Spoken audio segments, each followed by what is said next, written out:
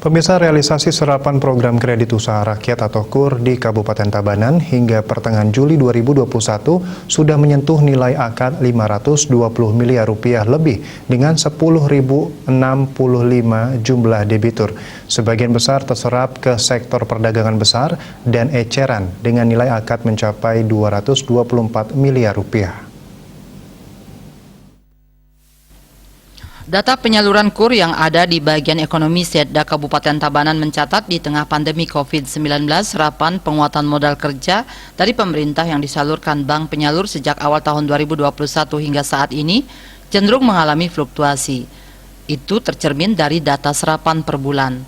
Pada Januari 2021, serapan KUR mencapai Rp53 miliar dengan 970 debitur. Selanjutnya pada Februari naik menjadi Rp74 miliar dengan 1.452 debitur. Maret serapan Rp80 miliar dengan 1.580 debitur.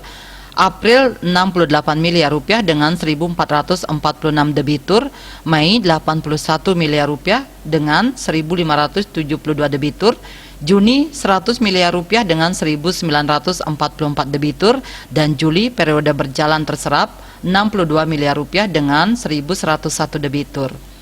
Menurut Kepala Bagian Ekonomi Setda yang sekaligus Sekretaris TPI di Kabupaten Tabanan, I Gusti Putu Ekayana, tahun ini hingga Juli periode berjalan, serapan KUR di Tabanan sebagian besar terserap ke sektor perdagangan besar dan eceran.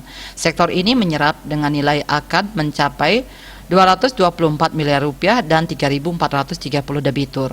Posisi selanjutnya terserap ke sektor pertanian, perburuan dan kehutanan dengan total nilai akad mencapai Rp146 miliar dan 3.586 debitur, dan terserap ke sektor industri pengolahan Rp75 miliar dengan 1.781 debitur.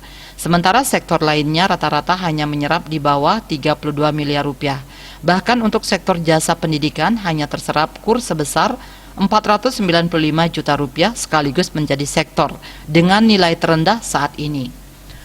Realisasi KUR di tengah pandemi COVID-19 ini sekaligus mencerminkan geliat usaha di kalangan masyarakat di Kabupaten Tabanan masih terjadi. Kalangan pelaku usaha kecil baru banyak bermunculan akibat dirumahkan atau di PHK dari pekerjaan sebelumnya. Manik Bisnis Bali melaporkan.